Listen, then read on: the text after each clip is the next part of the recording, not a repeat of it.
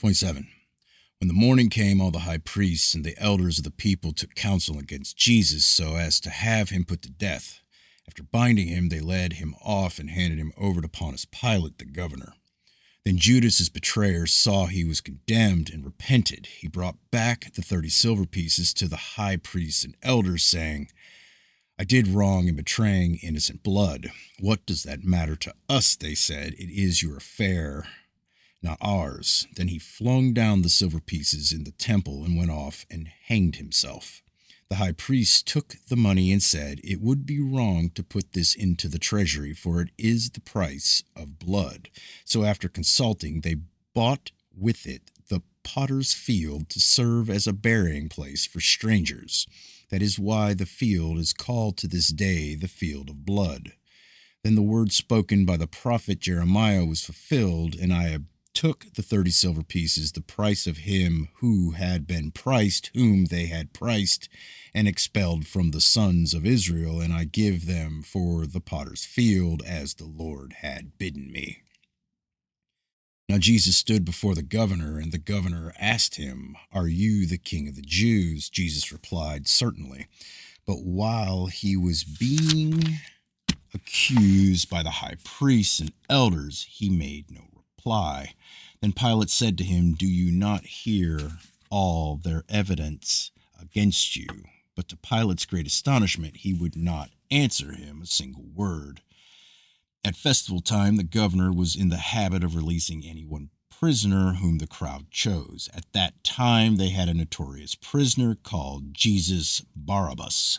So, when they had gathered, Pilate to them, Who do you want released, Jesus Barabbas or Jesus the so-called Christ? He knew quite well that Jesus had been delivered up out of envy. Besides, when he was seated on the tribunal, his wife had sent to tell him, Let that innocent man alone, for I have suffered greatly today in a dream about him. But the high priests and elders persuaded the crowds to ask Barabbas and to have Jesus killed. The governor said to them, Which of the two do you want me to release for you? Barabbas? They said. Pilate said, Then what am I to do with Jesus, the so-called Christ? They all said, Have him crucified. Why, said the governor, what has he done wrong? But they shouted on more fiercely than ever, Have him crucified. Now when Pilate saw that, instead of him doing any good, a riot was rising, he took some water and washed his hands in the presence of the crowd, saying, I am innocent of this good man's blood. It is your affair. To this all the people replied, His blood be on us and on our children. Then he released Barabbas for them. Jesus he scourged and handed over to be crucified. Then the soldiers of the governor took Jesus into the praetorium and got all the regiment around him. They stripped him and threw a scarlet mantle around him, plaited a crown of thorns and set it on his head, put a stick in his right hand, and knelt before him in mockery, crying, Hail, King of the Jews! They spat on him. They took the stick and struck him on the head, and after making fun of him, they stripped him of the mantle, put on his own clothes, and took him off to be crucified. As they went out, they met a Cyrenian called Simon, whom they forced to carry his cross. When they came to a place called Golgotha, meaning the place of a skull, they gave him a drink of wine mixed with bitters, but when he tasted it, he would not drink it. Then they crucified him, distributed his clothes among them by drawing lots, and sat down there to keep watch over him. They also put over his head his charge in writing, This is Jesus, the King of the Jews. The robbers were also crucified with him, one on the right hand and one on the left. Those who passed by scoffed at him, nodding at him in derision and crying, You were to destroy the temple and build it in 3 days. Save yourself if you are God's son. Come down from the cross. So too the high priest made fun of him with the scribes and the elders of the people. He saved others, they said, but he cannot save himself. He, the King of Israel, let him come down now from the cross. Then we'll believe him.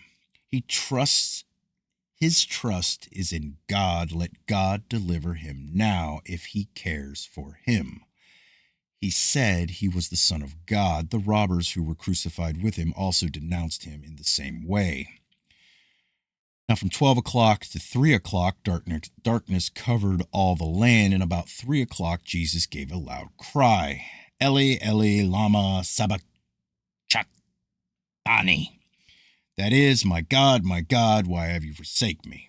On hearing this, some of the bystanders said, he is calling for Elijah. One of them ran off at once and took a sponge, which he soaked in vinegar, and put it on the end of a stick to give him a drink. But the other said, stop, let us see if Elijah does come and save him. Seizing a lance, another pricked his side, and out came water and blood. Jesus again uttered a loud scream and gave up his spirit. And the curtain of the temple was torn in two from top to bottom. The earth shook, the rocks were split, the tombs were opened, and a number of bodies of the spirits who slept the sleep of death rose up. They left the tombs after his resurrection and entered the holy city and appeared to a number of people. When the army captain and his men who were watching Jesus saw the earthquake and all that happened, they were dreadfully afraid. They said, this man was certainly the Son of God. There was also a number of women there looking on from a distance whom had followed Jesus from Galilee and waited on him, including Mary of Magdala, Mary the mother of James and Joseph, and the mother of the sons of Zebedee. Now when evening came, a rich man from Arimathea called Joseph, who had become a disciple of Jesus, went to Pilate and asked him for the body of Jesus. Pilate then ordered the body to be handed over to him. So Joseph took the body, wrapped it in clean linen, and put it in his new tomb, which he had cut in the rock. Then, after rolling a large boulder to the opening of the tomb, he went away. Mary of Magdala and the other Mary were there, sitting opposite the tomb. Next day, that is, on the day after the preparation, the high priests and Pharisees gathered round Pilate and said, we remember, sir, that when this impostor was alive, he said, I will rise after 3 days. Now then, give orders for the tomb to be kept secure till the 3rd day, in case his disciples go and steal him, and then tell the people he has risen from the dead. The end of the fraud will then be worse than the beginning of it. Pilate said to them, take a guard of soldiers, go and make it as secure as you can. So off they went and made the tomb secure by putting a seal on the boulder and setting the guard. 28. At the close of the Sabbath, as the first day of the week was dawning, Mary of Magdala and the other Mary went to look at the tomb. But a great earthquake took place. An angel of the Lord came down from heaven and went and rolled away the boulder and sat on it. His appearance was like lightning, and his remnant white as snow.